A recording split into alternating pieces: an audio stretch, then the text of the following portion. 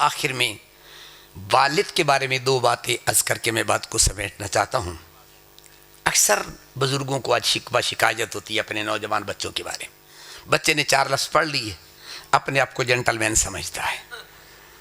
قسم سے کہتا ہوں، سکول اور انگریز کی تعلیم پڑھنے والا کبھی بھی باپ کے قدم نہیں چومے گا۔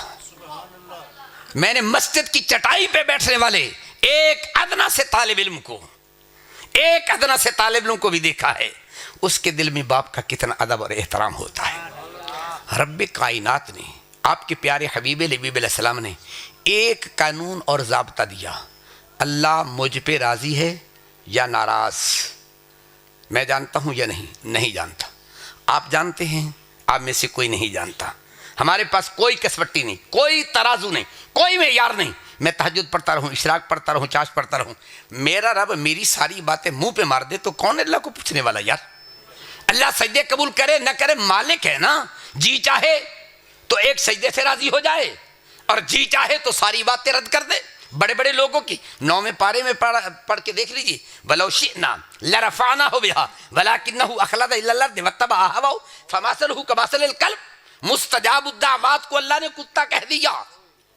مستجاب الدعوات، جو دعا مانگتا قبول ہوتا، لیکن قرآن کہتے ہیں کمثلہ کمثل الکلب، اس کی تو مثال کتے کی مثال ہے بھائی۔ قرآن جس کو مستجاب الدعوات کہتا ہے تو کون ہوتے؟ آئیے، میرے حضور نے کسوٹی دی ہے، ایک ترازو دیا، ایک معیار دیا، دیکھنا چاہتے ہو اللہ راضی ہے یا نہیں؟ تو میرے حضور فرماتے رضا الرب فی رضا الوالد وساخت الرب وساخت الوالد۔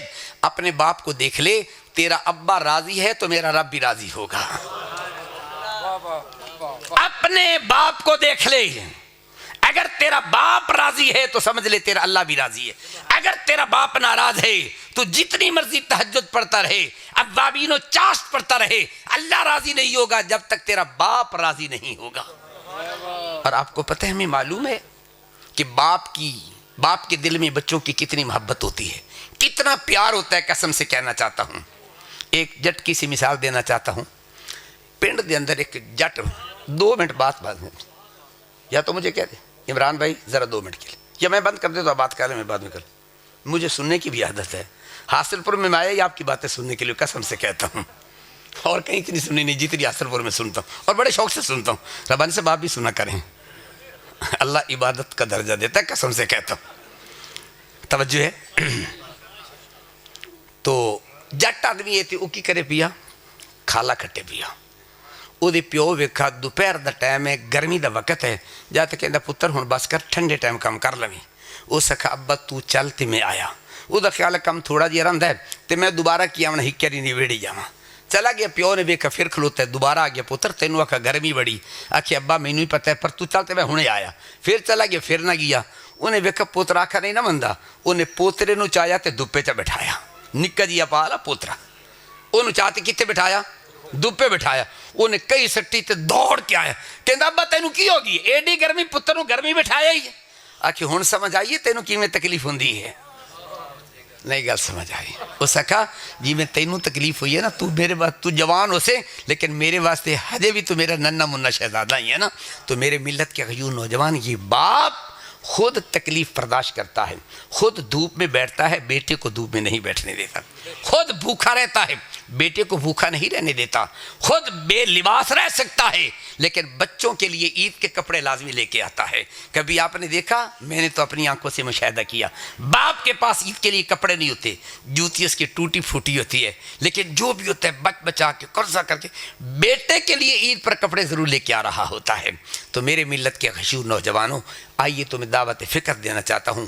2 باتیں، ایک بات قاری صاحب نے آپ کو بتائی قرآن پاک کے حوالے سے، دوسری میں عرض کرنا چاہوں گا، جتنے نوجوان بیٹھے ہو، اگر باپ زندہ ہے، اگر باپ زندہ ہے، میرے کہنے پہ چھوٹا سا کام کر لو گے؟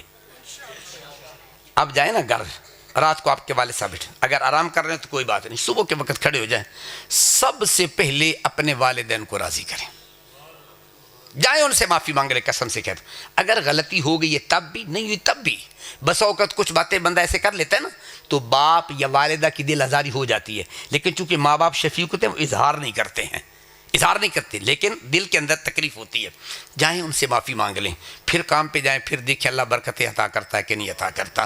اس لیے جتنا ماں باپ اس روئے زمین پر، میں کہا کرتا ہوں اللہ کے پیارے محبوب کے بعد جتنا شفیق رشتہ ماں باپ کا ہے کائنات میں کسی کا بھی نہیں، اور جتنے یہ مخلص ہے اپنی اولاد کے ساتھ، اتنا کوئی بھی دوست اخلاص والا نہیں ہو سکتا۔ دعا کریں اللہ تعالیٰ عمل کی توفیق عطا فرمائے۔ وما علیہ الا البلاغ۔